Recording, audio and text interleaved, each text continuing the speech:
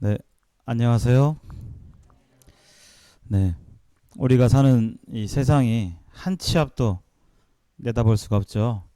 불과 뭐 2, 3주 전에는 물난리 나가지고 전국이 물 때문에 또 비 때문에 고생하고 그랬는데 또 일주일 만에 또 코로나가 또 확산됨에 따라서 우리 마음도 그렇고 생활적인 부분도 제약이 참 많습니다. 이 말세 때 이 마귀가 하는 일은 마귀와 귀신들이 하는 것은 믿지 않는 분들의 마음을 혼란스럽게 하고 그래서 복음의 광채가 비치지 못하게 하는 것이 이 마귀가 하는 일이에요. 그래서 참 여러 가지로 어렵지만 계속적으로 하나님이 은혜를 베푸셔서 복음이 증거되기를 소원합니다. 저도 우리 양태영 재님께서 사회 보실 때 지식이 아니라 복음은 능력이 있는 것이죠. 어떤 코스를 통과하면 이제 됐다가 아니라 복음은 신앙은 어떤 것을 들었다고 해서 코스를 지나갔다고 해서 그것이 동일하게 적용되는 것이 아닙니다. 마음에 작용되는 부분이기 때문에 성령께서 인도 역사해 주신 부분이 있기 때문에 어떤 코스를 했다고 해서 신앙적으로 이렇게 돼 있고 그것과는 반드시 일치하지는 않습니다. 그래서 예수님께서 이 땅에 오셨을 때 당시에 유대인들을 가르쳤던 유대인들에게 구약 성경을 가르치고 지도했던 위대한 랍비 니고데모를 예수님께서 만나셨는데 니고데모가 예수님을 찾아왔는데 나이가 지긋하고 흰머리가 지긋한 그 일생토록 하나님의 성경을 연구하고 구약 성경을 연구하고 그것을 가르치고 했던 그 사람도 사실은 예수님을 처음 만났을 때 예수님이 뭐라고 하셨냐면 아이고 애쓰셨습니다. 아이고 잘하십니다. 훌륭하십니다. 그대로 하시면 됩니다. 이렇게 안 했습니다. 첫 마디가 당신이 거듭나야 하는 것을 이상하게 생각하지 말라. 그렇게 얘기하셨죠.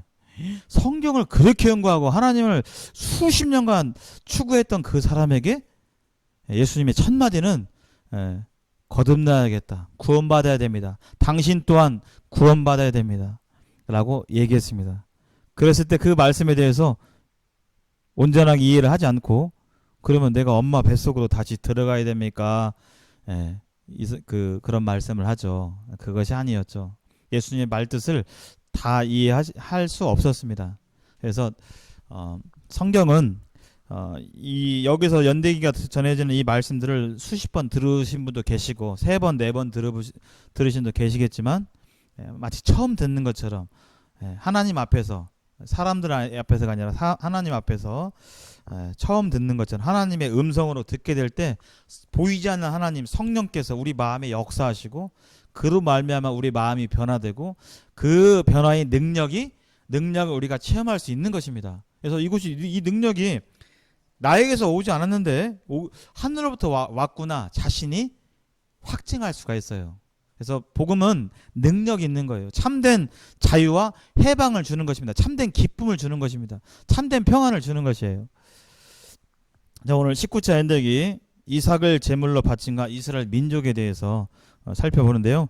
잠깐 보겠습니다. 지난 시간에 하나님의 구원 계획이 아담 때 여자의 후손을 통해서 하나님을 떠난 인생들을 다시금 회복시켜 주시겠다는 하나님의 그 여자의 후손을 통한 구원 계획이 이게 이제 시간이 감에 따라서 차근차근히 하나님께서 그 일을 실행하시는 모습을 보게 되는데 특별히 하나님께서 주권적으로 아브라함이라는 사람을 선택하셨습니다. 그리고 이 아브라함이 우르 지방에 있다가 아브라함의 그 하나님께서 이 선택하심을 받고 하나님께서 말씀해 주셨죠. 여기 여호와께서 아브라함에게 이르시되 너는 너의 고향과 친척과 아버지 집을 떠나 내가 내게 보여줄 땅으로 가라 하셨는데 그 길은 알고 가는 길이 아니었고 평탄한 길이 아니었고 생명의 길이 아니었고 자칫 1600km나 되는 이상 되는 이 길의 여정 가운데서 죽을 수도 있는 식량이 떨어져서 죽을 수도 있고 강도를 만나서 죽을 수도 있고 쉽게 갈 수가 없는 그런 생명을 담보로 하는 그러한 순종이었습니다. 생명을 담보로 하는 순종이었는데 아브라함은 하나님이 누군지를 알고 갔어요. 그래서 여기 히브리서의 뒤에 보면 믿음으로 아브라함은 부르심을 받았을 때 순종하여 장래 유업으로 받을 땅에 나아갈 때 갈 바를 알지 못하고 나갔다. 어디로 갈지 모르는데 순종하고 나갔습니다. 그 얘기는 뭐냐면 부르신 일을 얼마나 그가 믿었는가, 분명하게 굳건하게 믿었는가를 알 수가 있죠. 그래서 하나님께서 이렇게 지시할 땅으로 가라고 했었을 때, 왜냐하면 하나님께서 아브라함을 통해서 장차 큰 민족의 조상이 되고 또 그 아브라함의 이 민족을 통해서 모든 족속이 복을 받을 것이다. 즉 모든 족속, 모든 사람들이 복을 받는다. 이 말의 구체적인 뜻은 뭐냐면 모든 사람들이 하나님의 은혜를 받을 수 있게 된다는 뜻입니다. 그래서 좀 더 풀어서 얘기하면 아담 때 아담이 순종하지 않음으로 많은 사람이 죄인 된 것처럼 이제 아브라함의 자손을 통해서 하나님께서 선택하신 아브라함의 자손을 통해서 하나님의 구원 계획이 이루어지고 그 여자의 후손을 통해서 여자의 후손이 순종하심으로 이제 많은 사람, 모든 족속이 복을 받는다는 것은 많은 사람이 의인이 된다라고 하는 하나님의 놀라운 섭리를 이제 아브라함을 통해서 펼치시는 것입니다. 그래서 아브라함이 여기 갔다가 기근이 생겨서 잠시 믿음을 흔들리기도 했지만 다시금 하나님께서 회복시키셔서 다시 가나안 집에 오게 되는데 그때 조카 롯도 같이 갔어요. 롯도 여기 같이 갔다가 애굽도 같이 가고, 그래서 애굽 간 일이 조카 롯에게는 그리 좋은 영향은 아니었던 것 같습니다. 그래서 여기에서 애굽에서 많은 재물을 얻고 여기에서 있게 될 때 이제 한 곳에 함께 있을 수 없어서 이제 롯과 아브라함이 나눠지게 되죠. 더 이상 함께 할 수가 없어서 그래서 먼저 롯에게 선택권을 주는데 롯은 애굽에서 봤던 애굽에서의 삶은 하나님 없이 풍요로운 삶, 잘 먹고 잘 사는 삶, 하나님 없이 뭔가 잘 될 것 같은 그런 삶 가운데서 롯이 그걸 보고 일단 왔어요. 그래서 선택하라고 했을 때 롯은 비록 하나님을 믿는 사람이었지만 하나님보다는 물질이 풍족하고 내 마음대로 살 수 있는 또 죄가 간영한 이 소돔과 고모라 지역에 선택을 하게 됩니다. 요단 동편을 선택하게 되는데 그쪽 지역은 유명한 곳이었어요. 옛날 지금은 아니지만 대구 하면 뭔 과일이 떠오르시죠? 사과. 옛날 능금 그랬어요. 대구 능금 그랬는데 대구 하면 딱 사과 하잖아요. 도시마다 딱 있잖아요. 요즘 전주는 뭐죠? 전주하면 뭐 유명한 거 과일 말고요. 그냥 통틀어서 전주하면 콩나물국밥, 한옥마을 그렇죠. 이런 것처럼 딱딱 뭐 전주 지역을 하면 이렇게 떠오르는 게 있습니다. 소돔과 고모라 하면 그냥 거기는 온갖 타락이 있는 곳. 거기 벌써 간다 그러면 사람들이 이상스럽게 보는, 벌써 그쪽으로 향한다 그러면 이 사람이 이렇게 될 수 있는 그런 곳이었어요. 근데 롯이 지금 이곳을 선택을 했습니다. 그래서 하나님이 우리에게 자유의지를 주셨어요. 모든 사람에게 믿는 분이나 믿지 않는 분이나 자유의지를 주셨습니다. 그래서 믿지 않는 분도 하나님 말씀을 듣고 선택을 해야 되고 믿는 분 또한 하나님의 말씀 가운데서 이것을 내가 순종할 것인지 그렇지 않을 것인지 우리는 선택의 기록 가운데 있습니다. 로마서 8장 6장에 영의 생명은 생명과 평안이다. 육의 생각은 사망이다. 이렇게 나와 있습니다. 그래서 우리는 모든 사람들이 불신자나 또 믿는 분이나 선택의 길에 있는데 롯은 죄악의 길을 선택했어요. 이 소돔과 고모라의 길은 죄악의 길이었습니다. 그래서 하나님께서 이곳이 회개하기를 바라셨지만 그래서 이곳에 의인 50명이 있다면 45명이 있다면 40명이 있다면 30명이 있다면 20명이 있다면 10명만이라도 있다면 심판을 면하겠다 그랬는데 그 의인이 없어서 이 죄악된 이 죄악이 회개치 않아서 결국에는 하나님께서 이 소돔과 고모라를 심판하시기로 작정하셨죠. 오늘날도 마찬가지입니다. 이 소돔과 고모라가 이때뿐이겠습니까? 오늘날은 더합니다.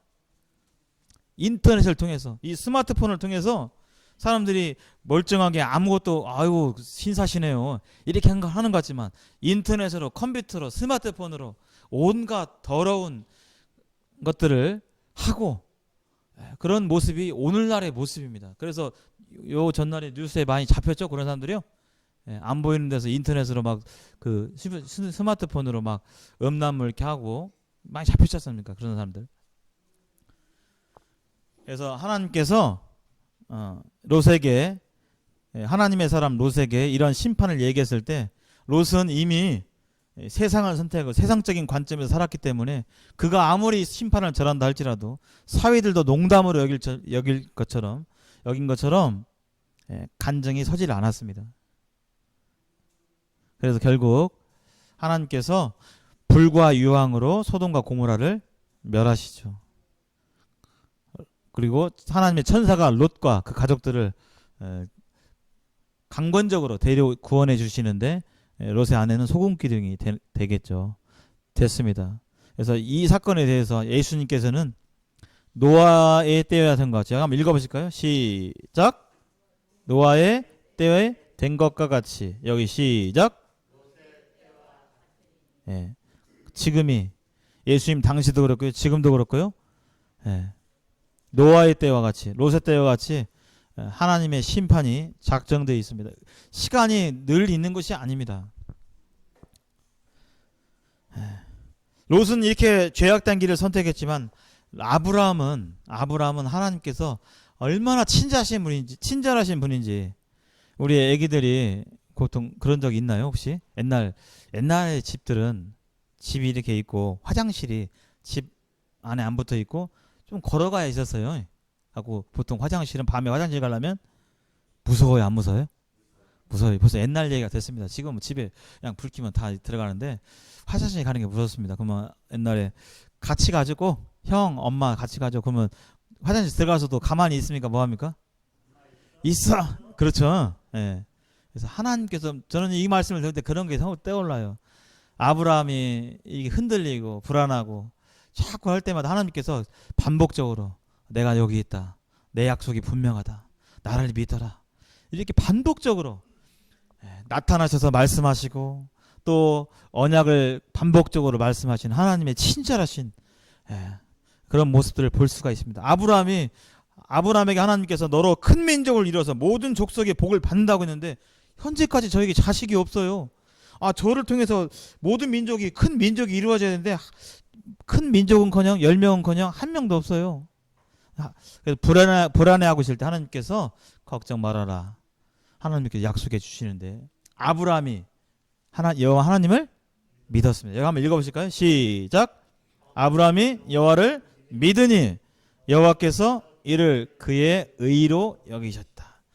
하나님께서 사람들의 행위가 아니라 하나님이 어떠한 분이신지를 마음 가운데 믿게 될 때, 하나님이 어떠한 분인지, 전능자이시고 창조주이시고 나를 능히 구원해 주실 분이라는 것을 믿게 될 때 하나님께서 그 믿음을, 그것을 의로 여기셨어요. 깨끗하다. 그 믿음을, 행위가 아니라 내가 뭘 해야만 하나님께서 이제 됐다, 이게 아니라 하나님께서 우리 각자가 마음으로 하나님을 창조주요, 전능자시요, 나의 구원자시요, 나를 도우실 수 있는 그러한 창조자 하나님으로 믿게 될 때 하나님께서 그 믿음을 의로 여겨 주셨습니다. 이것은, 의를 얻는 방법은 구약이나 신약이나 동일한 것입니다. 믿음으로 얻는 것입니다.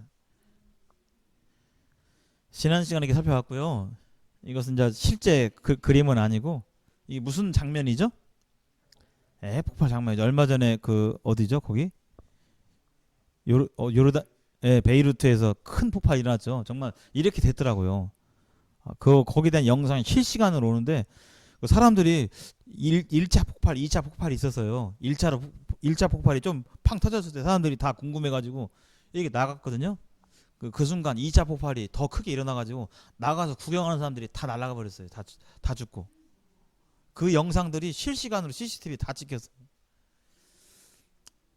하나님께서는 소돔과 고모라를 심판하셨던 것처럼 하나님은 오늘날에도 죄에 대해서 완전히 거룩하신 하나님께서는 죄에 대해서 묵과하지 않으시고 반드시 심판을 내리십니다. 죽은 뒤에 하나님의 심판이 분명히 있어요. 그렇기 때문에 지금 연대기 이 복음을 전하는 것입니다. 심판이 있기 때문에. 여기 비행기가 이제 B-29기입니다. 지금은 벌써 몇십 년 전 비행기라서 폭격기입니다. 폭격기. 폭격기는 뭘 실죠? 비행기에다가 폭탄을 많이 실죠. 그럼 폭탄을 많이 실으면 가벼워요? 무거워요? 무겁죠. 그럼 속도가 빨리 나요? 안 나요? 안 나죠. 비행기는 작아요? 커요? 큽니다. 이 B-29 폭격기입니다. 당시에 원자폭탄을 실은 폭격기. 그리고 이제 이 인류 최초의 원자폭탄인 히로시마에 떨어졌던 원자폭탄 리틀보이라는 이름이에요. 작은 소년이라는 이름 뜻인데 이게 폭탄이 한 방 떨어졌어요. 그래서 몇십만 명이 히로시마에 있는 몇십만 명이 사망하고 또 수십만 명이 장애를 입고 후유증으로 암에 걸리고 불행한 삶이 있었습니다. 근데 사실은 이 원폭보다도 일본 얼마 전에 8월 15일이 지났죠? 우리나라 광복절이 지났잖아요. 지금 일주일이 안 됐는데 광복절이 결국은 이 원자폭탄을 맞고 일본이 항복하게 됐잖아요. 근데 사실은 이 원자폭탄보다 더 피해가 있었던 일이 있었어요. 더 사람들이 많이 죽고 완전 피해가 있었던 일이. 미국이 일본에 공습을 하는데 그냥 무작정 공습하지 않고 민간인을 군인들 전쟁이기 때문에 군인들을 상대방 군인들을 죽이고 쳐 부수는 것이 전쟁인데 민간인들은 그 죄가 없기 때문에 이런 경고장을 하늘에서 삐라로 날립니다. 폭격을 할 테니까 민간인들은 받는 즉시 도망쳐라. 이런 삐라를 여기 내용을 보면 일본 국민에게 고함 있죠. 여기 보이나요? 여기 한번 읽어보실까요? 여기 시작. 당신 친형제 혹은 친구의 목숨을 보존할 생각이 있으십니까? 도움을 바란다면 이 삐라를 읽어주십시오. 수일 내 이 삐라 반대편에 적힌 모든 도시 혹은 일부 도시에 위치한 군사 표적에 미군 비행기가 날아와 폭격을 가할 것입니다. 폭탄에는 눈이 없기 때문에 어디로 떨어질지 모릅니다. 다시 한번 경고하겠사오니 반대편에 적힌 도시들로부터 피난하십시오. 이게 이제 내용입니다. 경고장입니다. 이거 왜 이 삐라를 뿌렸죠? 피난하라고. 폭탄이 떨어지니까. 살아라고. 생명을 보존하라고. 사실 원자폭탄보다 더 심한 피해를 줬던 것이 이제 도쿄 대공습이에요. 1945년 3월 9일 밤 10시부터 이 공습이 있었어요. 그러니까 원자폭탄 떨어지기 전이죠. 이 도시가 어딘지 압니까 지금? 이게 도시예요. 실제 다 항공사진입니다. 이게 바로 도쿄입니다. 도쿄가 지금 어떻게 됐죠? 불바다 돼버렸어요. 불바다. 그래서 이 미군이 이때 당시 이 도쿄를 공습하기 위해서 많이 실패를 했습니다. 근데 그 첩보를 보니까 도쿄의 대공 방어 능력, 비행기가 왔을 때 적국 비행기를 격추할 수 있는 그 시설이 별로 없다는 걸 알았어요. 그래가지고 아까 봤던 B-29기 344대 폭탄을 실었는데 그냥 터지는 폭탄이 아니라 좀 전문용어로 소위탄이라고 있어요. 불내는 폭탄이 있어요. 터지면 그 근방이 불이 나버려요. 다 폭탄이. 이미 70년 전에 그런 폭탄이 있었어요. 소위탄, 네이팜탄이라고 해서 소위탄 50만 발하고 네이팜탄이라고 1700톤을 B-29기 344대 실어가지고 3000m 저공비행으로 대공이 와도 격추를 잘 못 시켜요. 밤이니까 안 보이고.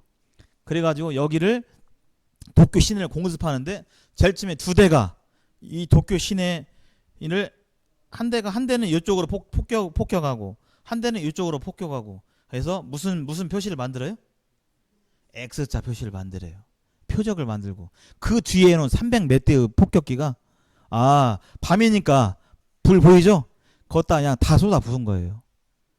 당시에 이 일본의 90% 이상의 가옥들은 콘크리트 건물이 아니라 다 목조 건물이에요. 군산에 가보면 히루스 가옥 아시죠?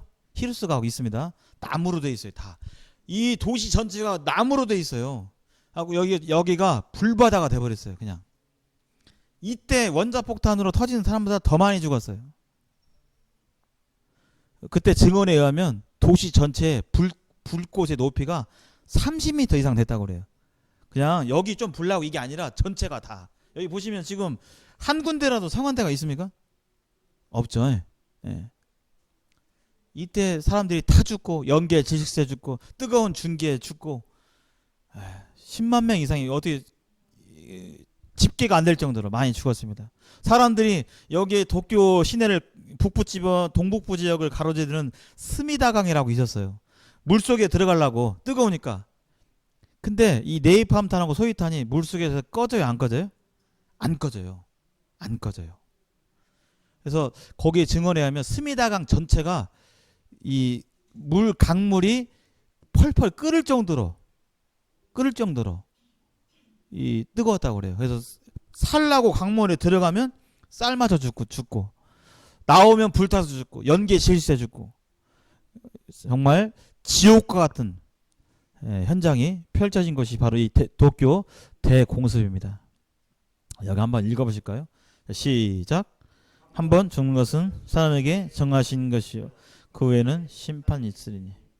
하나님의 심판은 이 도쿄 대공습, 여기 불타는 도쿄 시내 이것보다 더 엄중하고 더 끔찍한 고통이 있기 때문에 우리는 이것을 말하지 않을 수가 없습니다.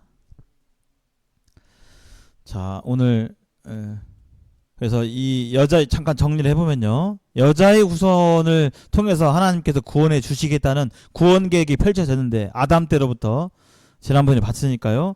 이 아벨은 죽고 가인은 하나님을 떠났고 그래서 새로운 자손 셋을 통해서 하나님의 구원 계획이 그 자손들에게 이어졌고 셋에 쭉 자손들이 있었고 그 중에 노아, 또 노아의 아들 셈, 그 셈의 후손들 중에서 이제 아브라함이 하나님께서 선택을 하셨고요. 오늘 살펴볼 하나님의 구원 계획이 이처럼 아담 때로부터 셋, 노아, 셈, 아브라함, 그 다음에 누구죠? 이삭 다음에 야곱, 그 다음에 요셉까지. 이게 하나님의 구원, 이 여자의 후손에 아브라함에게 약속한 너로 큰 민족을 이루고 너의 자손 가운데서 구원자가 나와서 온 민족들을 복되게 할 것이라는 그 약속이 이러한 계보를 통해서 하나님께서 이루어 가는 모습을 우리는 살펴볼 것입니다. 자, 성경을 한번 볼까요? 창세기 한번 펼쳐보시겠습니다. 창세기 22장.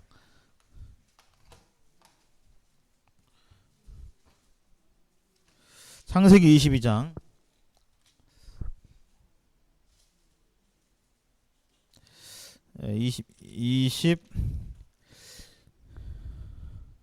21장 한번 보실까요? 21장. 오늘 성경을 좀 이렇게 쭉 창세기 21장부터 쭉 볼 테니까요. 성경을 계속 펴시기 바랍니다. 21장 1절에서 5절까지 제가 읽겠습니다. 여호와께서 말씀하신 대로 사라를 돌보셨고 여호와께서 말씀하신 대로 사라에게 행하셨으므로. 지금 반복되는 말이 구절이 두 개 있죠? 뭐죠? 여호와께서 말씀하신 대로. 하나님은 약속을 반드시 지키십니다. 하나님께서 믿는 자는 나중에 구원을 얻는다고 하면 그 말씀대로 구원을 얻는 거예요. 얻는 겁니다. 하나님께서 한번 말씀하시면 끝나는 거예요.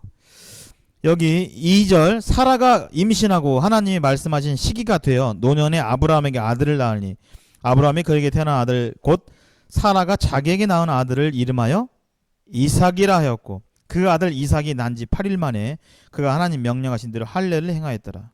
아브라함이 그의 아들 이삭이 그에게 태어날 때 100세라. 그래서 아브라함이 100세가 되었을 때 예, 그에게서 하나님이 약속하신 자손, 약속의 자손 이삭이 태어나게 됩니다. 근데 이렇게 지나가다가 하나님께서 이제 어느 날 이 아브라함의 믿음을, 마음을 시험해 보는데 22장 2절 한번 보실까요?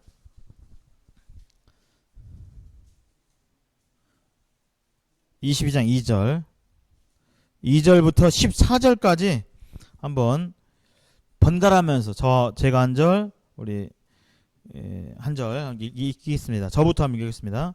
여호와께서 이르시되 내 아들 내 사랑하는 독자 이삭을 데리고 모리아 땅으로 가서 내가 네게 일러준 한 산 거기서 그를 번제로 드리라.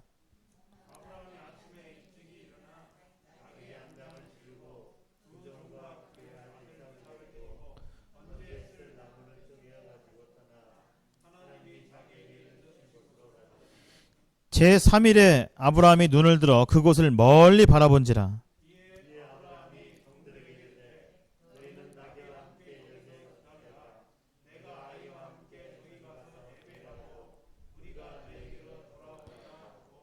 아브라함이 이에 번제나무를 가져다가 그의 아들 이삭에게 지우고 자기는 불과 칼을 손에 들고 두 사람이 동행하더니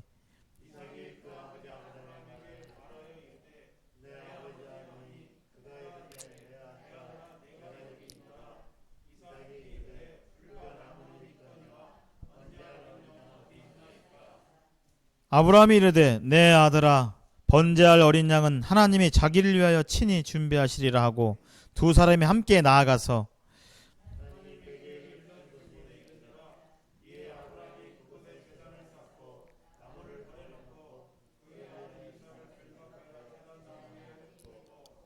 손을 내밀어 칼을 잡고 그 아들을 잡으려 하니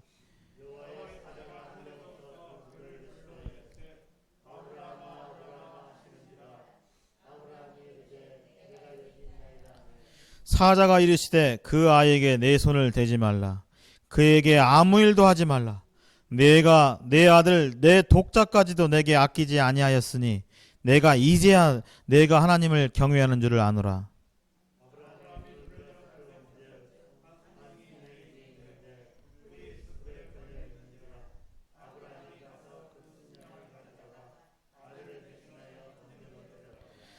아브라함이 그 땅 이름을 여호와 이레라 하였으므로 오늘날까지 사람들이 이르기를 여호와의 산에서 준비되리라 하더라. 네. 100세에 낳은 이삭을 어느 날 하나님께서 번제로 드리라고 했습니다. 번제. 번제는 뭐죠? 번자가 태울 번자입니다. 죽여서 태우라는 거예요. 한마디로. 이런 청청병력 같은 소식이 어디 있겠습니까? 근데 아브라함이 어떻게 해요? 예. 지체해요? 곧바로 순종해요? 곧바로 순종합니다. 근데 여기 이때 당시 세월이 흘러서 100세에 낳은 아들 이삭이 이제 장성해서 꼬마가 아니라 장성해서 이처럼 능히 아버지를 힘으로 제압할 수 있는 그러한 시기에 이제 순순하게 아버지를 따라서 이삭이 따라가고 아브라함이 하나님의 말씀을 따라서 순종해서 이렇게 가게 됩니다. 근데 아브라함이 한 말이 놀라운 말씀이 있어요. 여기 보면 뭐라고 있죠? 내가 내 아이와 함께 저기 가서 예배하고, 예배라는 건 지금 뭐예요? 하나님이 하라는 번제의 제사입니다. 아이와 함께 거기서 예배하면, 거기서 번제하면 지금 이삭은 어떻게 돼요? 이렇게 되죠. 예. 그러면 이제 둘이 갔다가 올 때는 어떻게 돼요? 혼자 와야 되는데 아브라함은 지금 하기 전에 뭐라고 했죠? 우리가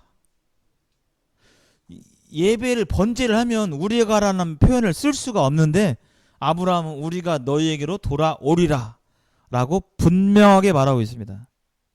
무슨 말일까요? 앞뒤가 안 맞는 말 같기도 한데. 예. 나중에 가보면 아브라함이 어떤 마음으로 이 말을 했는지를 알 수가 있습니다. 여기. 그리고 아들에게 이렇게 이야기합니다. 내 아들아, 번제한 어린 양은 누가 준비한다고요? 하나님이 누구를 위해서? 자기를 위해서 친히 준비하시리라. 네. 번제할 어린 양은 하나님이 자기를 위해 친히 준비하신다. 지금 아브라함이 누구를 바라보고 있어요? 하나님을 바라보고 있는 것입니다. 하나님의 약속을 바라보고 있어요. 무슨 뜻이죠? 하나님께서는 누구를 통해서 큰 민족을 이룬다고요? 아브라함의 자손 누구요? 이삭을 통해서. 이삭이 죽어버렸어요. 아예 죽어서 돌아오지 않아요. 그러면 큰 민족을 이룰 수가 있습니까? 없습니까? 없습니다. 하나님 미리 약속해 주셨어요. 이삭이 죽어버리면, 죽어서 다시 살지 않으면 하나님이 아브라함에게 약속하신 그것은 하나님이 거짓말 하시게 되는 거예요. 근데 하나님은 거짓말 하시는 분이라고요? 아니라고요? 아닙니다. 하나님 말씀하시면 분명히 이루어지는 것입니다. 왕의 대통령이 여기서 방송하면서 한마디만 해도 그거 이루어지는데, 천지를 지으신 하나님이 하신 말씀이 어떻게 땅에 떨어지겠습니까? 나중에 지켜보니까 이제 이 말씀대로 실제로 이 장성한 아들 이삭을 이 장작더미 위에 이렇게 놓고, 이제 아까 불하고 칼 가져갔다고 했죠. 이제 칼로 이제 따고 그 다음에 피를 쏟은 다음에 나중에 태워야 되잖아요. 실제로 하려고 칼을 집었습니다. 근데 우리가 읽어본 것과 같이 칼을 치려는 순간 하나님께서 막으셨죠. 그래서 하나님께서 이삭을 죽이지 아니하시고, 하나님의 약속을 하나님께서 다시 알려주시고 아브라함을 이렇게 구원해 주신 것을 보게 됩니다. 뒤에 히브리서 말씀을 보니까 아브라함이 어떤 마음으로 이삭을 칼로 찌르려고 했는지가 나와 있어요. 어떤 믿음에 있었는지. 그래서 여기 보시면 아브라함이 시험 받을 때 믿음으로 이삭을 드렸으니, 지금 믿음으로 드렸어요. 그는 약속들을 받은 자로 돼 그 외아들을 드렸느니라. 그에게 이미 말씀하시기로 내 자손이라 칭할 자는 누구밖에 없다고요? 이삭이 없다. 그래서 그가 하나님이 능히 이삭을 죽은 자 가운데서 다시 살리실 줄로 생각했다. 내가 지금 칼로 찔러도 하나님은 생명을 살리고 죽일 수 있는 전능자라는 것을 하나님께서는 아브라함 알고 계셨어요. 있었어요. 내가 내 아들 정말 눈에 넣어도 안 아플 이 자식을 칼로 찔러도 하나님은 이 자식을 통해서 큰 민족을 이루겠다고 이미 약속해 주셨기 때문에 살리실 것이다. 하나님은 시건치 않은 분이다. 그렇게 생각하고 그런 믿음 가운데 하나님께 나아갔던 것입니다. 지금 아브라함은 뭘 믿었어요? 지금 하나님의 능력을 믿었고, 하나님의 특별히 뭘 믿었어요? 여기 지금 이미 뭐 했다고요? 말씀했죠. 이미 하나님의 말씀을 믿었어요. 말씀을. 그래서 구원은 믿음으로, 하나님의 말씀을 믿음으로 받는 것입니다. 믿음으로. 참된 믿음은 참된 행동이 나오게 돼 있어요. 믿었기 때문에 칼로 죽이려고 한 것이죠. 그렇죠? 만약에 안 믿어요. 하나님이 죽은 자를 어떻게 살려? 그런 적 내가 내 평생에 한 번도 못 봤어. 만약에 그렇게 생각했다면 실제로 칼로 찍으려고 했을까요? 안 했을까요? 안 했죠, 당연히. 하나님이 막지 않았다면 그는 안 했을 것입니다. 그렇게 믿지 않았다면. 근데 그가 믿었기 때문에 칼로 내시려고 했던 거예요. 실제로. 그의 행동은 믿음과 일치하고 있습니다. 그리고 놀라운 말씀을 하죠. 여기 한번 읽어보시겠습니다. 여기 창세기 20, 여기 시작. 아브라함이 그 땅 이름을 여호와 이리라 하였으므로 오늘날까지 사람들이 이르기를 여호와의 산에서 준비되리라 하더라. 이 일이 있은 후에 여기 사람들이 여호와의 산에서 준비되리라. 뭐가 준비돼요? 앞에 생각됐는데, 이곳에서 준비가 된대요. 지금 우리가 뭐가 준비됐죠? 이삭이 무엇으로 지금 여기에 온 것이죠? 제물로 온 것이죠. 여호와의 산에서 하나님의 제물이 앞으로 준비되리라 라고 우리는 이 말씀을 해석할 수가 있습니다. 이 준비되리라는 앞으로 일어날 일이에요? 이미 지난 일이에요? 앞으로 일어날 일. 앞으로 일어나는데, 앞으로 이 언저리에서 하나님의 참된 진짜 제물이 준비될 것이다라고 여기서 말씀하고 계세요. 자, 그래서 이제 이삭이 다시 삶을 죽으려다가 삶을 살게 되었고요. 이삭이 이제 자식을 낳게 됩니다. 이 이삭 다음에 자식을 낳는데 쌍둥이를 낳아요. 쌍둥이를. 그래서 쌍둥이를 낳는데 이 그림을 자세히 보시면 누가 왼쪽이 먼저 나왔어요? 오른쪽이 먼저 나왔어요? 잘 모르겠죠? 왼쪽이 먼저 나왔죠. 근데 요 녀석이 뭘 잡고 있어요? 발을 잡고 있죠. 예. 애기 하나 더 귀여운데 쌍둥이 얼마나 귀여워요. 근데 신기하게 잡고 나왔어요. 요 녀석이 뭔가 좀 좀 있죠가. 그래서 이 먼저 태어난 사람이 에서, 그다음에 발꿈치를 잡고 나온 사람이 야곱. 그래서 이삭, 아까 번제로 죽을 뻔한 이삭에게 이제 세월이 흘러서 결혼했는데 결혼한 이후에 이삭이 40세에 결혼하고 20년 동안 아기를 못 낳다가 세상에 20년 동안 아기를 못 낳았어요. 예. 아버지 아브라함도 100세가 돼야 아들을 낳았는데 이삭도 20년 동안 결혼하고 아기를 못 낳다가 낳았습니다. 얼마나 좋았겠어요. 야곱과 에서가 이렇게 있는데 어느 날 그 야곱과 에서가 이게 장성하게 되었습니다.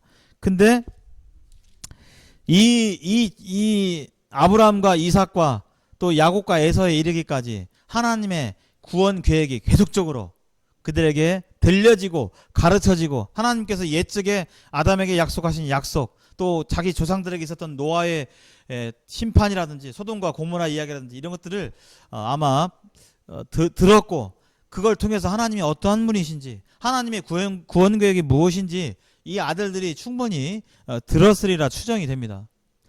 그 가운데서 어느 날 지금 이 장자가 먼저 태어난 사람이 누구죠? 에서가, 지금 에서가 장자죠. 그래서 이 이스라엘은 우리 한국에서도 지금도 그래요. 지금도 옛날에는 더 그랬고요.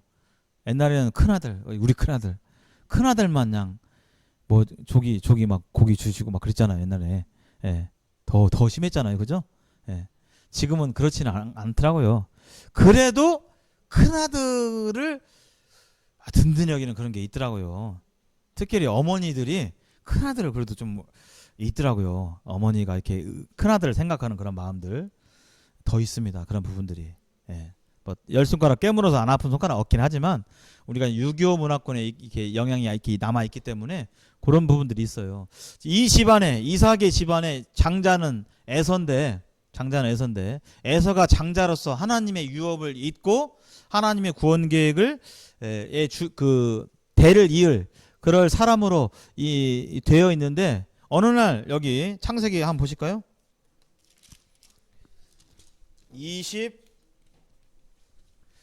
25장 한번 보시겠습니다. 25장 27절부터 34절까지 좀 빠르게 읽어보겠습니다. 27절부터 34절까지.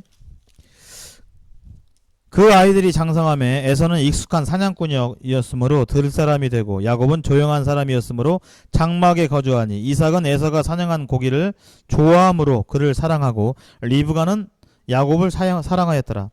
야곱이 죽을 쑤었더니 에서가 들에서 돌아와서 심히 피곤하여 야곱에게 이르되 내가 피곤하니 그 붉은 것을 내가 먹게 하란지라. 그러므로 에서의 별명은 에돔이었더라. 야곱이 이르되 형의 장자의 명분을 오늘 내게 팔라. 에서가 이르되 내가 죽게 되었으니 이 장자의 명분이 내게 무엇이 유익하리요. 야곱이 이르되 오늘 내게 맹세하라. 에서가 맹세하고 장자의 명분을 야곱에게 판지라.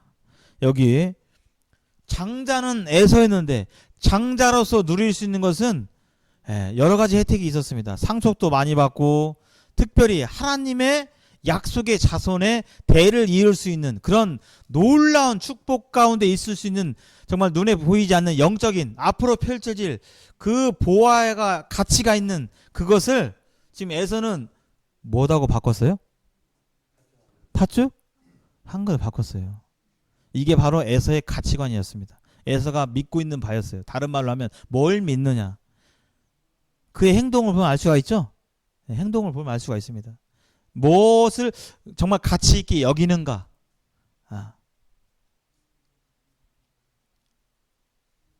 그 가끔 경매에 보면 그러더라고요.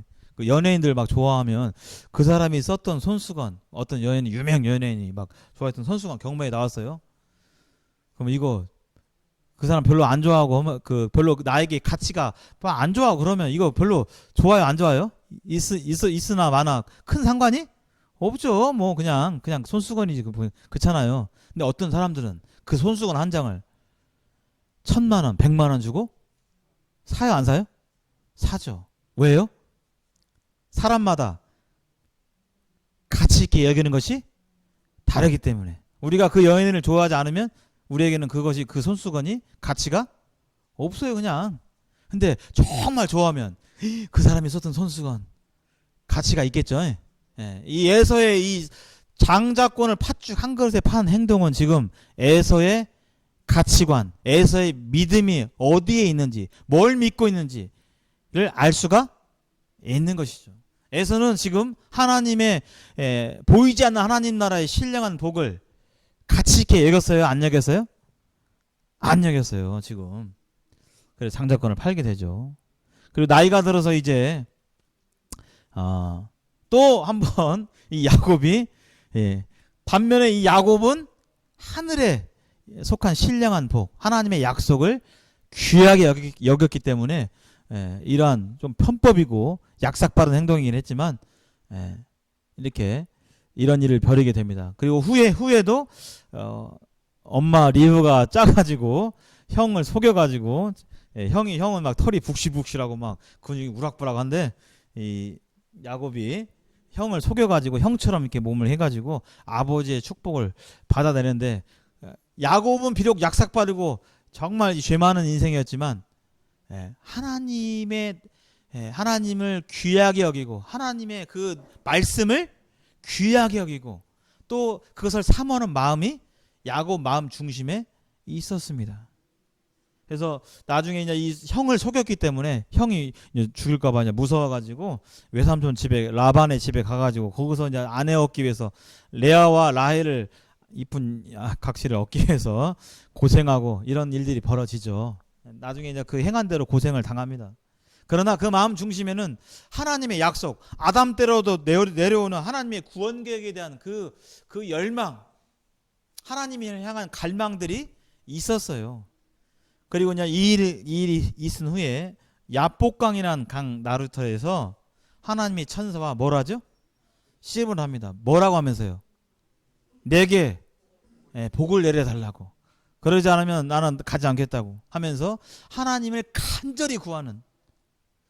그래서 하나님을 찾고 하나님께 나아가는 자는 하나님께서 반드시 그의 마음을 인도하시고 진리로 인도하시고 구원으로 인도하시고 참된 복 가운데 인도해 주시는 것이 바로 하나님의 마음이고 하나님의 성품입니다. 그래서 야곱이 이때 하나님과 천사와 겨루어서 저를 축복해 주세요. 하나님 저와 함께 해주세요. 이렇게 하게 될 때 그 마음을 하나님께서 아시고 또 인정하시고 이름을 어떻게 바꾸셨어요? 야곱을 이스라엘. 오늘날 이스라엘 나라가 있는 겁니다. 바로 이 야곱의 바뀐 이름 이스라엘이란 이름이 바로 오늘날 이스라엘 나라의 민족의 이름이 된 거예요. 그래서 그가 이처럼 믿음 가운데 있었고 후에 본처 2명 그 다음에 후처 2명 4명을 통해서 12명의 자녀들이 이렇게 나아가게 되는 것이죠. 그래서 12명의 자녀들이 이렇게 나아가게 되는데 그 자녀 중에 막내가 누구였어요? 요셉이 있었죠. 저기 창세기 한번 보실까요? 말째 아들 11번째 아들이 이렇게 있는데 창세기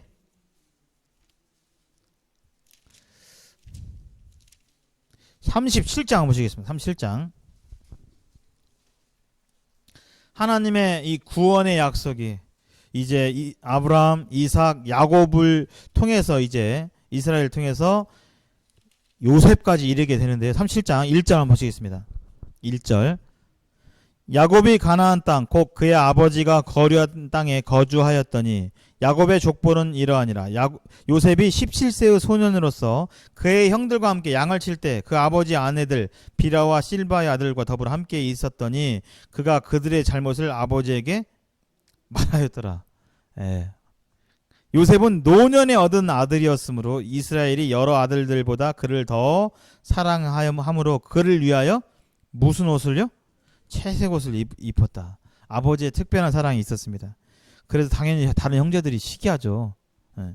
4절에 그의 형들이 아버지가 형들보다 그를 더 사랑함을 보고 그를 미워하여 그에게 편안하게 말할 수 없었더라. 여기서 좀 이렇게 공기가 달랐습니다. 대화하는 공기가.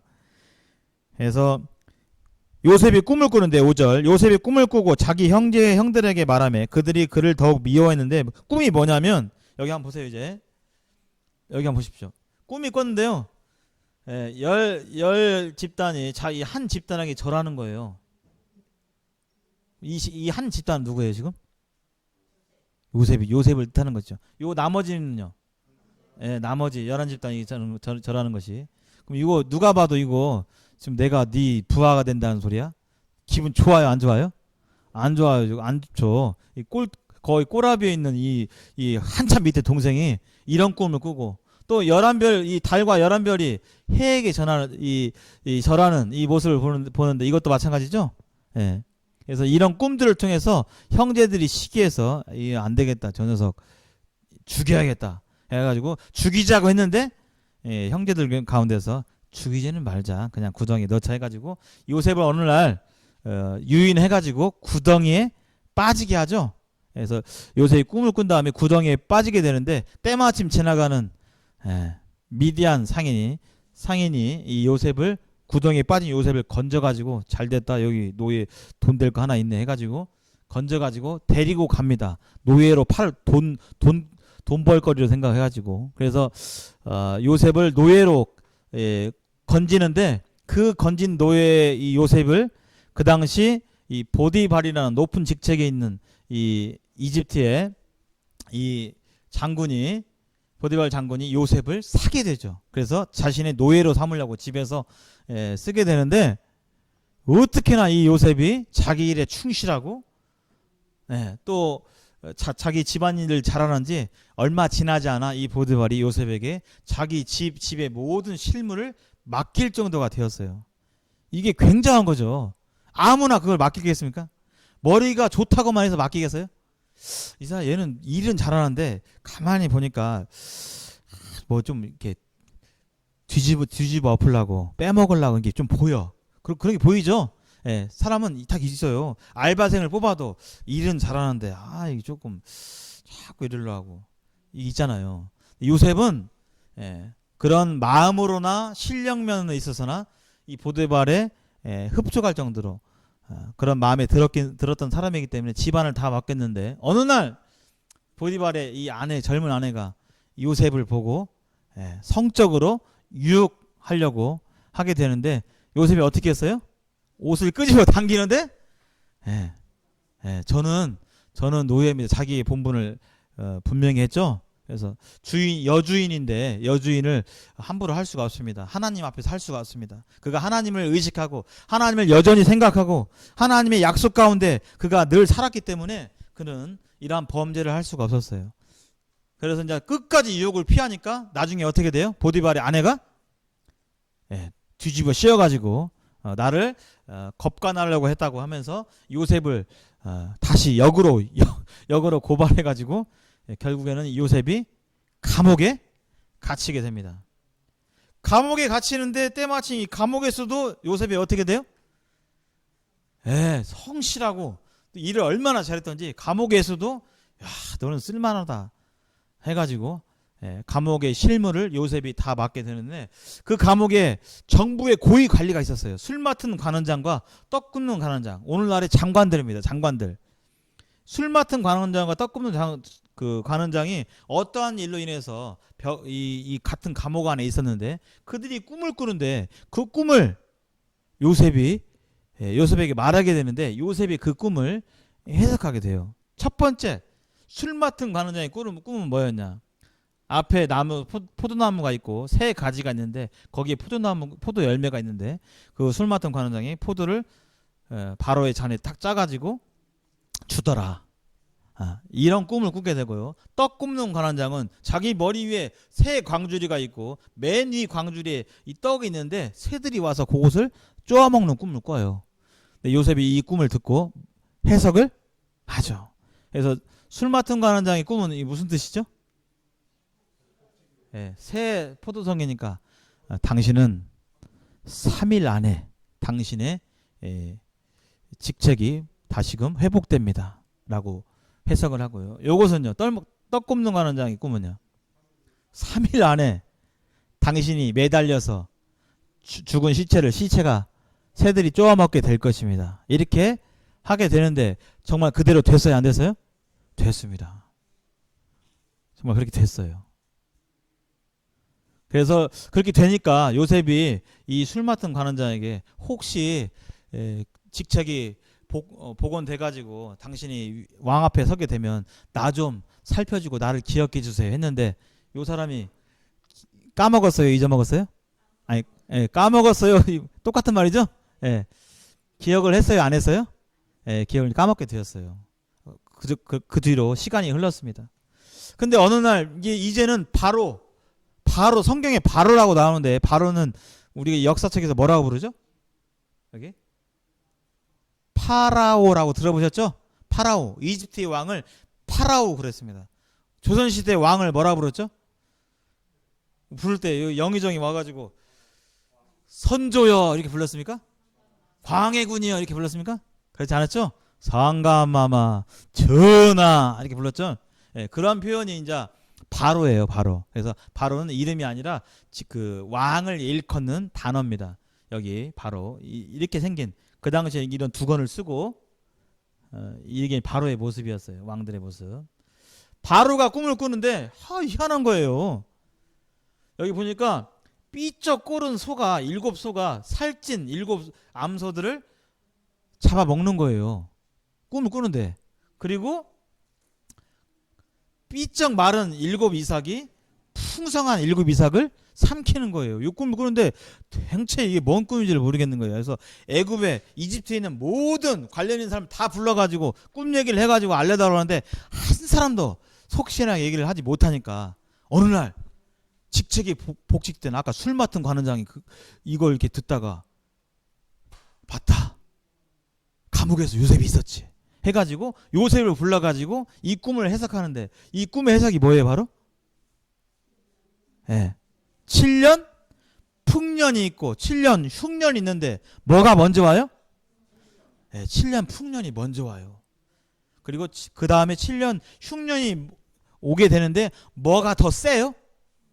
흉년이 더 세요. 여기서 7년 풍년 돼가지고 이제 좋다 하고 있는데 그 뒤에 7년 풍년 와버리는데 앞에 있는 풍년이 그냥 잊힐 정도로 그 정도로 혹독한 이 가뭄 흉년이 오게 된다는 꿈을 요셉이 해석함으로 인해서 그가 이제 죄수의 신분에서 벗어나서 왕의 신임을 얻고 이제 왕 바로 밑에 총리가 되어서 애굽을 관장이 되는데 시간이 흘러서 이 요셉이 그 꿈대로 큰 앞에 먼저 큰 풍년일 때 곡식들을 차곡차곡 저장해가지고 흉년에 대비하죠.